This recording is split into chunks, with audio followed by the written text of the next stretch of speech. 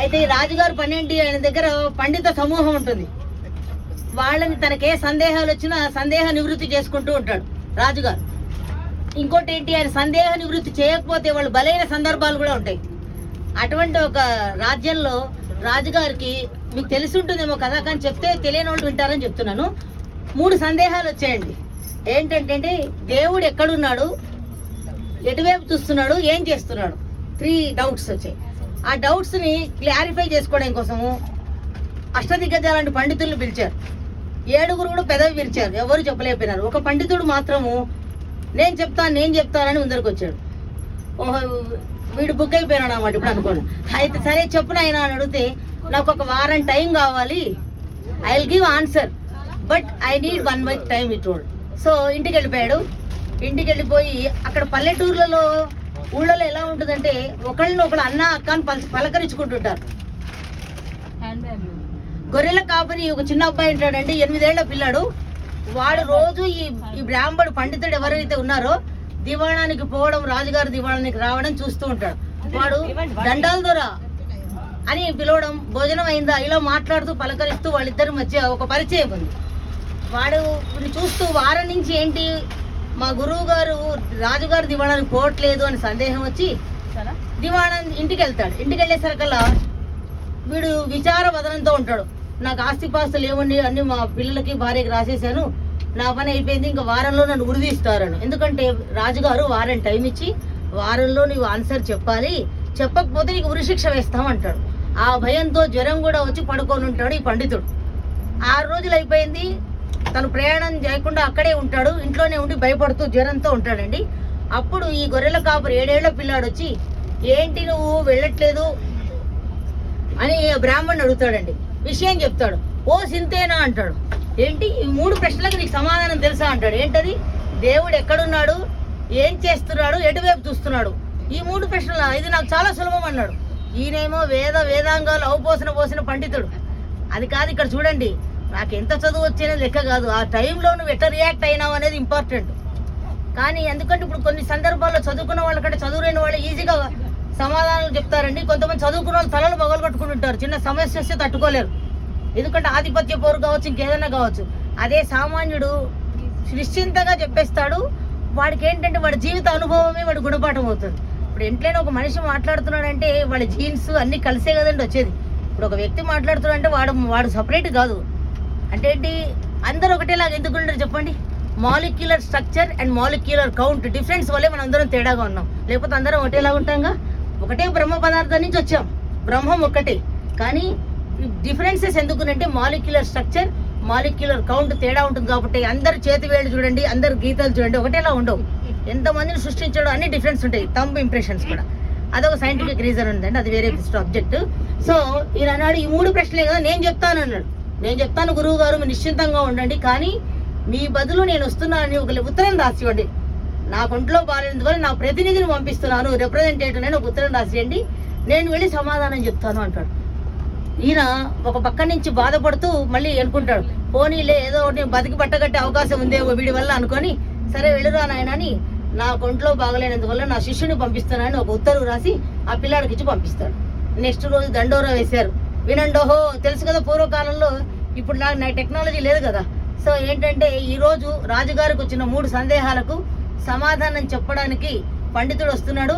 పురజనులందరూ రెండంటే తండోపతండాలుగా వచ్చి అందరూ కూర్చున్నారు. అప్పుడు చూడండి, మన ఆ జ్ఞానం ఉన్నవాడి నడకలోనే తెలిసిపోతుందిట. ఠీ కానీ, ఆ దర్జా కానీ, ఆ భయం లేని తనం కానీ. వాడు ఇట్లా వెనక చేతులు వేసుకుంటూ అటు ఇటు చూసుకుంటూ ధైర్యంగా వస్తున్నట్ట. ధైర్యంగా వచ్చేసరికి అందరూ ఏంటి బుడదడు వస్తున్నాడు, ఆ పండితుడు ఏడైనా అందరూ ఆశ్చర్యపోతున్నారు. వీడెళ్ళి సింహాసనం మీద కూర్చున్న రాజుగారితో అంటట, రాజుగారు మీకు సందేహాలు వచ్చాయి కదా, మా గురువు గారు రాలేదు, ఆయన ఒంట్లో బాగాలేదని ఆయన ప్రతినిధి నేను వచ్చాను, ఆయన మీ సందేహ నివృత్తి నేను చేస్తానన్నట. తేరాపారా చూసాడు, ఏంటి వీడు ఇంత చిన్నగా ఉన్నాడు, వామనుడిలా ఉన్నాడు, వీడేం చెప్తాడు అనుకున్నా. కానీ మాటని పట్టి తెలిసిపోతండి. ఎందుకంటే మాటలో గాంభీర్యం కానీ ఇది కానీ ఉన్నప్పుడు ఎటువంటి వాడైనా తలొంచాల్సిందే. అక్కడ ఏజ్తో కానీ వ్యవహారం ఏం లేదు. అంతటి రాజుగారే తలొంచేలాగా వీడి భాష, వీడి పాండిత్యము, వీడి నిల్చున్న విధానం చూసి రాజుగారే కంగుదిన్నట్ట. కంగుదిని ఏమన్నట్ట, చెప్తావా నువ్వు అంటే అవును, కానీ నేను చెప్పేవాడిని కాబట్టి సింహాసనం మీద కూర్చుంటాను, నువ్వు కింద కూర్చోవాలన్నట్ట. అనగానే చూసారా, కొన్ని మాటలకి మనుషులు పడిపోక తప్పదు. ఎందుకంటే మాటలో మాట్లాడేవాడి పవర్ని బట్టి ఉంటుందండి. And aura is created when you have certain knowledge. And aura is created because of your tapasya or penance of controlling of 5 senses. That work there. అక్కడ పని చేసిందండి. వెంటనే రాజుగారు వచ్చి కింద కూర్చున్నాడు, వీడు టీవీగా పైన కూర్చున్నట్ట. కూర్చోగానే అందరూ కూడా ఆశ్చర్యపోతుంది, ఇదేంటి ఒక గొర్రెల కాపరి సామాన్య మానవుడు 7 ఏళ్ల పిల్లాడు, వాడి మాటకేంటి ఈయన ఇలా తల ఉంచుతున్నాడు అనుకొని ఏమో లేదు చూద్దాం అనుకుని అందరూ కూడా ఉత్సుకతతో చూస్తున్నారు. వెంటనే అన్నట్టు, మీరు మీ పని వాళ్ళతోటి ఒక పాల గిన్నెని తీసుకురమ్మని నేను చెప్పాను. పాల పాత్ర, క్షీర పాత్ర అంటారు. క్షీరం అంటే పాలు కదా, అది తీసుకొని రండి అంటే ఎవరక్కడ అనగానే వస్తారు. చిత్తం ప్రభు అని వెళ్తారు. వెళ్ళి వచ్చేసి తీసుకొని వస్తారండి పాల పాత్ర. తీసుకొచ్చి నా పిల్లాడు అంటాడు, ఈ పాల పాత్రను అందరూ వీక్షించండి అంటాడు. అందరూ చూస్తారు. ఏమున్నాయి దీంట్లో? పాలు ఉన్నాయి. ఎస్, అందరూ ఓకే అని చెప్పారు. క్షీరమస్తి అన్నారు. అంటే పాలున్నాయి అనగానే అందరూ ఓకే, పాలున్నాయి కదా, దీంట్లో ఇప్పుడు వెన్న ఉందా లేదా చెప్పండి అన్నాడు. వెన్న కూడా ఉంది, కానీ కనిపిస్తుందా? కనిపించట్లేదు. ఎందుకు కనిపించట్లేదు అంటే, దీనికి నవవిధ భక్తుల ద్వారా ఎట్లయితే నువ్వు మోక్ష మార్గానికి వెళ్తావో అలాగే పాలని ఒక ప్రొసీజర్ ఉంటుంది. కాగబెట్టు, చల్లార్చు, తోడుబెట్టు, పైన మీగడ తీసి చిలుకు, అప్పుడు వెన్న వస్తుంది కదా. అలాగే దేవుడు కూడా ఆషామాషిగా వచ్చి hi friend how are you నీ పక్కన వచ్చి కూర్చుంటే నువ్వు విలువిస్తావా? ఎంతో కష్టపడితేనే, అందుకే తీర్థయాత్ర అంటే ఏంటి, చాలా కష్టపడిపోతేనే మనకి ఎంతో భక్తి ఉందో బయటపడుతుంట. మనం ఏంటంటే ఈ ఫెసిలిటీ లేదు ఆ ఫెసిలిటీ అక్కడితోటే ఆగిపోతున్నాం అనుకోండి. అప్పుడు ఏంటంటే ఇక్కడ రూమ్ బాగుందా, తిండి బాగాలేదు మనకి అంటే ఇంకా బయటపడాలి అవన్నిటి. అది బయటపడినప్పుడు ఏంటంటే ఇవన్నీ ఆలోచన చిన్నగా కనిపిస్తాయి. అదంతా మనం చూసే దృష్టితో ఉంటుంది. కాబట్టి అట్లనే వెంటనే ఏం జరిగిందంటే, ఈ పాలల్లో వెన్నలాగా దేవుడు కూడా దాక్కొని ఉన్నాడు మనందరిలో. కానీ మనము మన సాధన ద్వారా, నవవిధ భక్తుల ద్వారా, అంటే ఏంటి, ఇప్పుడు కొంతమంది ఏమి పూజ చేయక్కర్లేదు. ఏమని ఉన్నాడు, ఏం పూజ చేశాడు?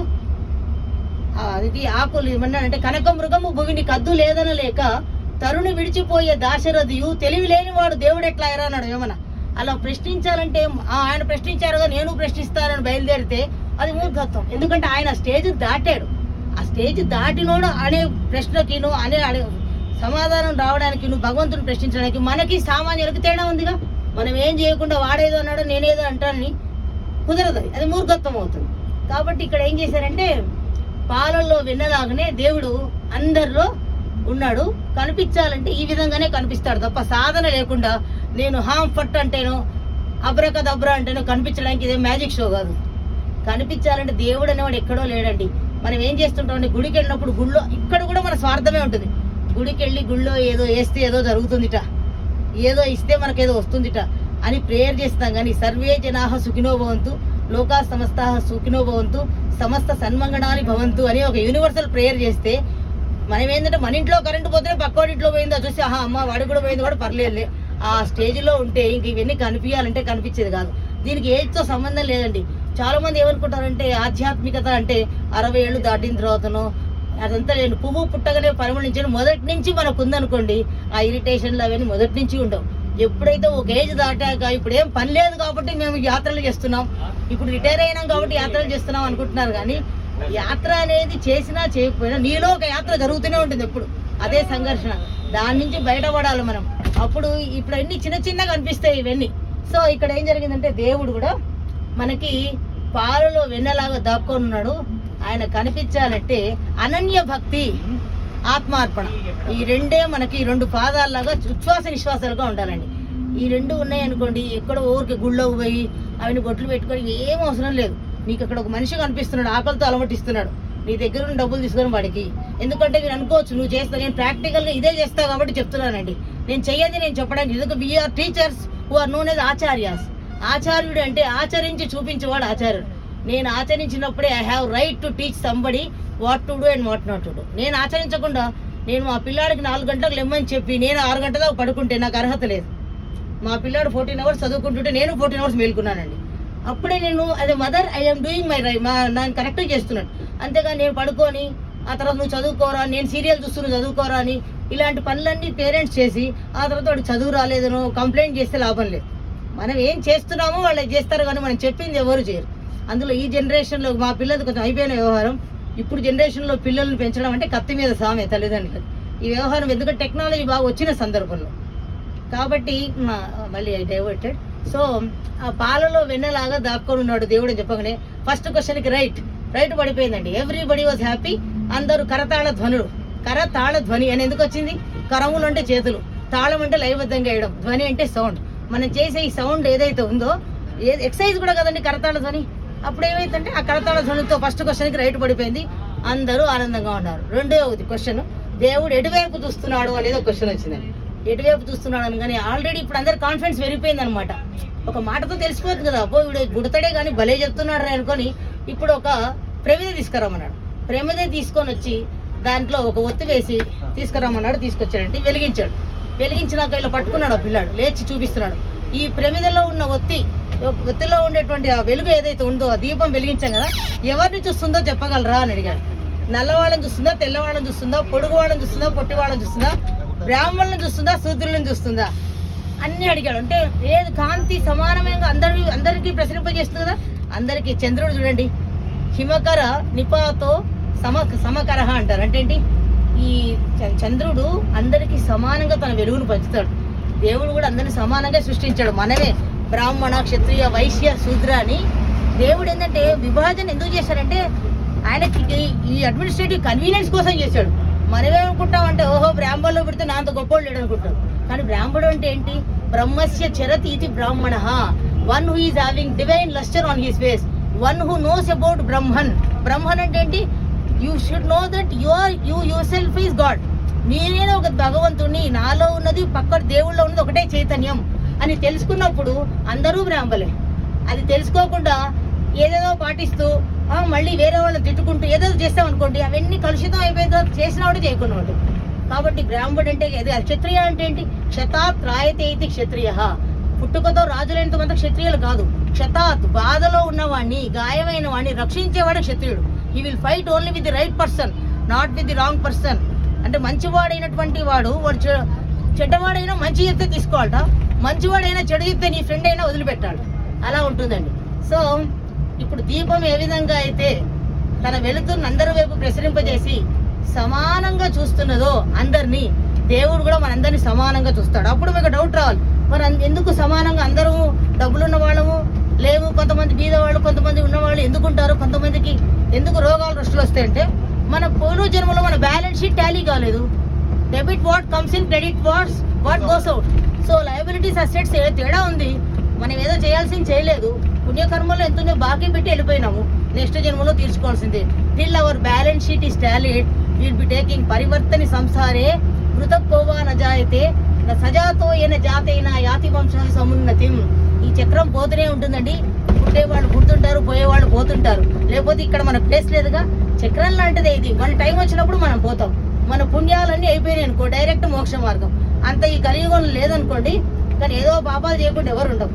పాపాలు చేయడం, పుణ్యాలు చేయడం ఇవేంటి దేవుడు అక్కడ తీసుకుపోయిన తిరుపతి హుండీలో ఇస్తుంటారు కొంతమంది. ఎక్స్ట్రా డబ్బులు, బ్లాక్ మనీ తీసుకుపోయి ఇస్తుంటారు. అది కాదు. నువ్వేంటంటే అక్కడంతా ఏకపోయినా పర్వాలేదు, మానవ సేవే మాధవ సేవ అనే కొటేషన్ ఫాలో అయితే చాలు. అక్కడికి వెళ్ళి కూడా మనస్వార్థమే ఉంటుందండి. నేను ఇది చేస్తున్నాను, అక్కడ ఉడంబడికి ఒక బ్లాక్ మెయిల్ చేస్తుంటాను దేవుడిని. అలాంటివన్నీ చేసినంత సేపు ఏ గుడి పోవాల్సిన ఇది లేదండి. పోయినామంటే మనకు ఒక ఆనందాన్ని ఇవ్వాలి. వీఆర్ ఐడెంటికల్స్ ఆఫ్ గాడ్ అని తెలుసుకోవాలి. అప్పుడే అది ఉపయోగపడుతుంది. కాబట్టి ఏ విధంగా అయితే మన ఈ దీపం అందరికీ కాంతి ఇస్తుందో భగవంతుడు కూడా కాంతి సమానంగా ఇస్తాడు. మన కర్మలను బట్టి, మనం చేసుకున్న కర్మల్ని బట్టిగా మన జన్మ వచ్చింది. ఈ జన్మలో మనం మంచి పనులు చేస్తే కనీసం వచ్చే జన్మకు ఇంకా మళ్ళీ మనుషులాగా పుట్టే అవకాశం ఉంది. లేకపోతే ఎలా పుడతామో తెలియదు మనకి. కాబట్టి ఒకటే జన్మ అని అనుకోవాలి. ఇప్పుడు ప్రస్తుతానికి ఈ జన్మలో ఉన్న రోజులు మంచి పని చేసి మనం ఏంటో మనం రుజువు చేసి మన ఇంప్రింట్ వదిలేసి వెళ్ళిపోవాలి. అంత మటుకే మన చేతిలో ఉంది. చెప్పా కదా నేను, past is history, future is history, present is present is gift of God. You should know how to use each moment in presents అంట. సో అలా అయిపోయింది. రెండవ క్వశ్చన్ కూడా ఆన్సర్ వచ్చేసింది. All are very happy. ఏంటంటే ఓహో భగవంతుడు ఎటు చూస్తున్నాడు అంటే అందరినీ సమానంగా చూస్తున్నాడు. కానీ మనకేంటంటే బాగా కష్టం వచ్చింది అనుకో, ఉన్నావా అసలు ఉన్నావా, ఉంటే కళ్ళు మూసుకున్నావు అని దేవుడి మీద ఆవేశంతో పాటలు వస్తాయి. భక్త తుకారంలో వచ్చింది కదండి నారాయణ రెడ్డి గారి పాట. అంటే ఏంటంటే అది తెలియకపోవడం, అజ్ఞానంతో ఒక స్టేజ్లో మనకు అన్ని మంచి జరుగుతుంటే మనంతటి వాళ్ళు లేదనుకుంటాం. కొంచెం అటు ఇటు అయిందా ఇంకో మన బండారం బయటపడుతుంది. అటు ఇటు కాగానే మనం వీల్ రియాక్ట్. ఎప్పుడైనా రియాక్ట్ కావడం కంటే కూడా ఆలోచించినోడు ఎదుగుతాడు. రియాక్ట్ అయినోడు అక్కడికే ఆగిపోతాడు.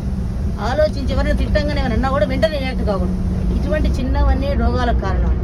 మన రోగాలంటే ఎక్కడో లేవు. When our ease is disturbed, that is disease.